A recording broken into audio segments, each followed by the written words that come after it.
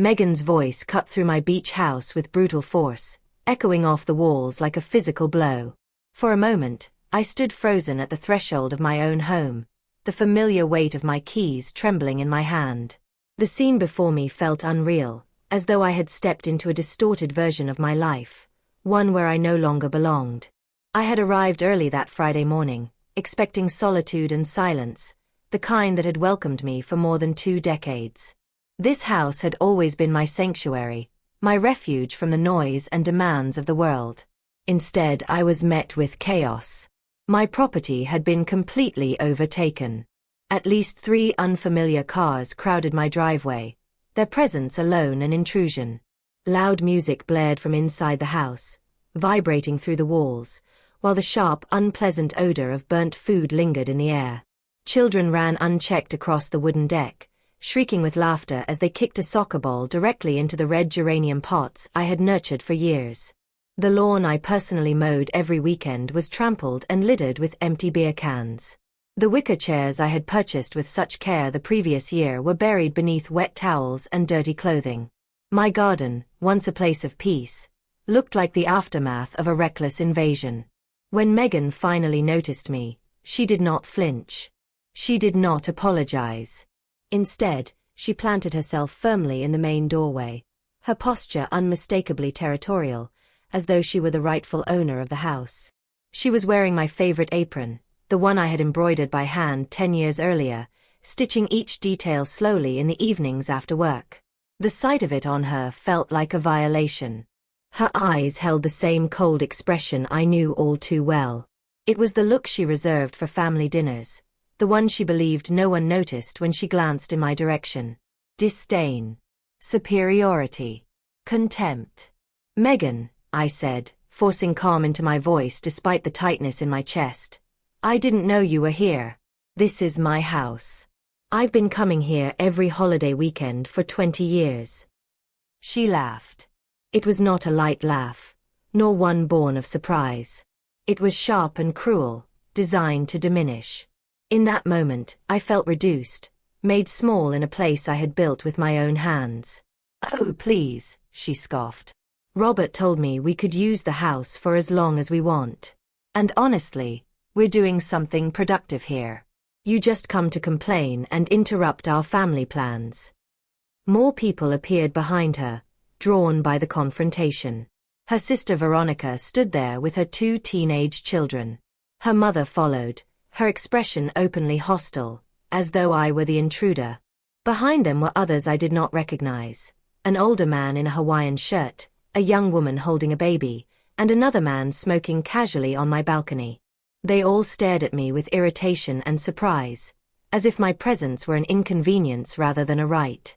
Megan's mother stepped forward and examined me from head to toe with unmistakable disdain. "So this is the famous mother-in-law you always talk about," she said mockingly. "I expected someone more imposing. She looks rather ordinary." The laughter that followed pierced me deeply. There I stood, 70 years old, dressed simply in my travel clothes, being judged by strangers on my own property. "Where is Robert?" I asked, my heart beginning to pound. Surely my son was here. Surely he would explain this absurdity. "He's working as always," Megan replied, crossing her arms. "Unlike you, he has real responsibilities." I felt the ground shift beneath me. "There's no room for you here," she continued coolly. "All the bedrooms are taken. The kitchen is in use for the entire family, and frankly, your presence will only create tension." Time seemed to stop. She was expelling me from my own home. The home I had built brick by brick after my husband's death. The home I had paid for with decades of relentless labor as a seamstress, sewing through exhaustion, pain, and grief. "And besides," Megan added with a poisonous smile, "Robert and I agreed this house should actually be used. It's a waste for it to sit empty while you live comfortably in the city. We have children who need space." Her words struck like stones. This house was not a luxury. It was my life's work. My independence. My proof that I had survived widowhood, poverty, and solitude without surrendering my dignity. "This house is mine," I said quietly. "I have the documents. I pay every bill." "Oh, that's enough," she interrupted sharply. "Always the same story. Robert is your son. What's yours is his, and what's his is mine. That's how normal families work." The children had stopped playing. Everyone watched me, waiting to see whether I would break. Humiliation burned my cheeks, but something within me refused to yield. "It's fine," I said at last, my smile polite but hollow. "I understand the situation." Megan's expression shifted into triumph. She believed she had won. They had no idea what they had just awakened. As I walked away from my own home with slow, deliberate steps, my thoughts drifted 20 years into the past, back to the vacant lot where this house had begun, when all I possessed were weeds, dreams, and stubborn resolve. As I reached my car, I paused briefly, resting my hand against the cold metal of the door. I did not look back. To do so would have shattered the composure I had worked so hard to maintain. Instead, my mind retreated into memory, into the long and difficult road that had led me to that very place. 20 years earlier, there had been nothing but an empty plot of land overlooking the sea. Tall weeds had grown unchecked, and the wind carried the scent of salt and uncertainty. I had been 50 years old then, recently widowed, with a single child depending on me and a future that felt alarmingly fragile. My husband's death had not only taken the man I loved, it had stripped away financial security and forced me into a world where every decision carried consequences. I had no inheritance, no safety net, and no luxury of despair. I had Robert and I had myself. I remember standing on that land for the first time, clutching my handbag tightly, imagining walls where there were none, windows where light could one day enter freely. I did not want charity, nor did I want to rely on anyone's pity. I wanted stability. I wanted something permanent, something that no one could ever take from me. I was a seamstress by trade. My hands were my livelihood. I sewed wedding gowns for women who spoke of forever while I silently mourned my own loss. I altered uniforms, repaired coats, and worked late into the night while Robert slept. Each stitch was a sacrifice. Each completed garment moved me closer to my goal. When I first approached the architect, he studied me with open skepticism. He questioned my ability to finance the project, his tone polite but dismissive. I said nothing. Instead, I placed my savings book on his desk, years of disciplined labor condensed into neat columns of numbers. His expression changed immediately. Construction began shortly thereafter. Every weekend for 2 years I traveled to the site. I did not supervise from a distance. I participated. I carried materials, painted walls, and learned the language of builders and contractors. I planted trees with my own hands, pressing the soil firmly around each root, believing that if I nurtured them properly, they would grow strong, just as I hoped my son would. Robert was there with me during those years. He was young, energetic, and proud. Together, we selected tiles, discussed layouts, and debated the placement of windows. He watched me work tirelessly and once told me, with genuine admiration, that I was the strongest woman he knew. When the house was finally completed, I cried, not from exhaustion, but from triumph. It was more than a structure. It was proof that I had survived. It represented my independence, my resilience, and my identity beyond motherhood. 4 years, that house was a place of peace. I maintained it meticulously. Every object inside had meaning. Nothing was wasted. Nothing was careless. It was my sanctuary. When Megan entered my life, she initially praised my accomplishments. She called me inspiring, admired my discipline, and spoke of how fortunate she felt to marry into such a family. I wanted to believe her sincerity. I wanted harmony for my son. But admiration slowly transformed into condescension. It began with subtle remarks, comments about how difficult it must be to live alone, how generous it would be to share what I had. Over time, her tone shifted. What she once respected, she now resented. My independence unsettled her. And Robert, my son, grew silent. He avoided confrontation. He dismissed my concerns. When I mentioned Megan's behavior, he urged me not to overreact, not to create conflict. I did not realize then that his silence was not neutrality. It was permission. That night, after being forced from my own home, I stayed in a small hotel nearby. Sleep evaded me.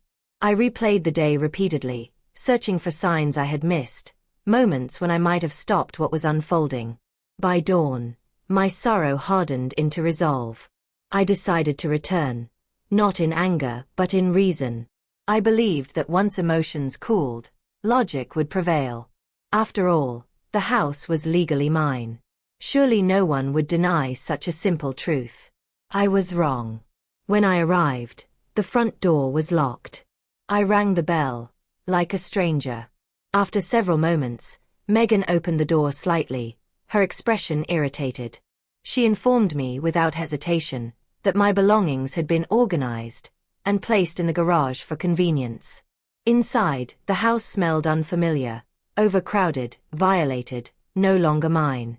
My kitchen was unrecognizable. My china lay broken. My bedroom was occupied. My clothing had been shoved into plastic bags without care or respect. Then I discovered the final betrayal. Hidden behind a panel in my closet was a private compartment, one that contained legal documents, heirloom jewelry, and personal records. It had been disturbed. Papers were scattered. Jewelry was missing. Among the documents lay something far more disturbing. Draft legal forms outlining a plan to transfer ownership of my home based on alleged mental incapacity.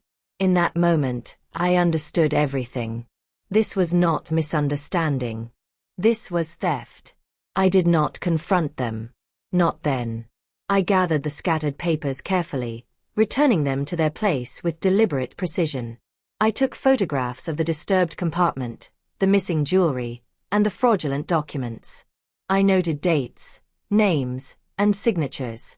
Experience had taught me that outrage, while justified, was rarely effective.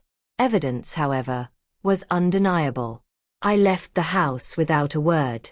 By the time I reached my car, the shock had fully transformed into clarity.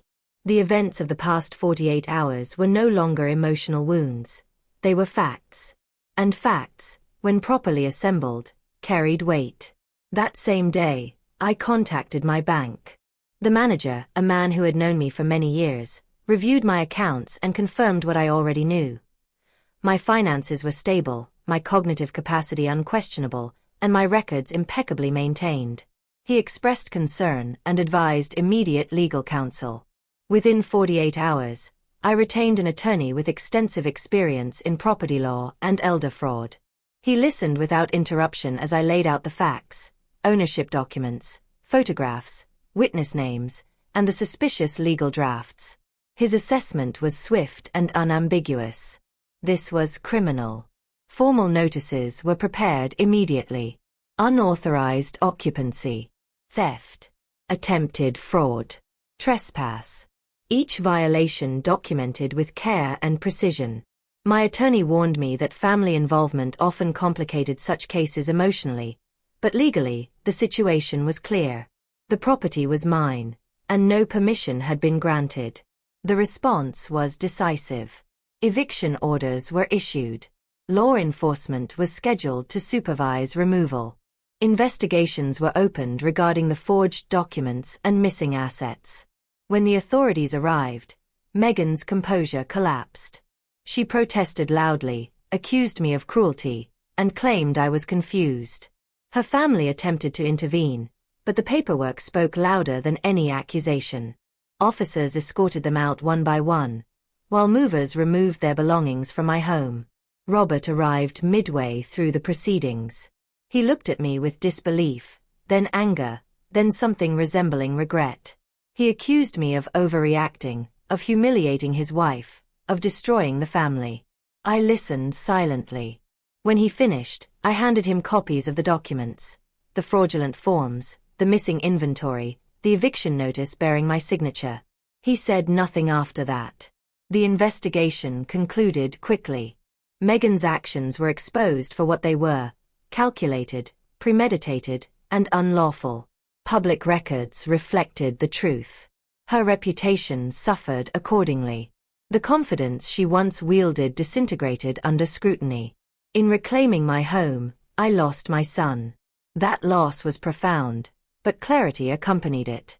Family, I realized, was not defined by blood alone. It was defined by respect, loyalty, and boundaries. I secured my property thoroughly thereafter. Access was restricted. Legal protections were strengthened. My will was revised to reflect my values, not expectations imposed by others. Months later, a letter arrived from Robert. He expressed remorse, confusion, and a desire for reconciliation. I read it once, carefully, then placed it in a drawer. I did not respond. Peace, I had learned, was not found in forgiveness demanded too late, but in justice upheld without apology. I live now in the home I built, free, secure, and unafraid. Every morning, sunlight enters through the windows I once chose with hope and determination. The garden has recovered. The walls are silent again. I endured. And I prevailed.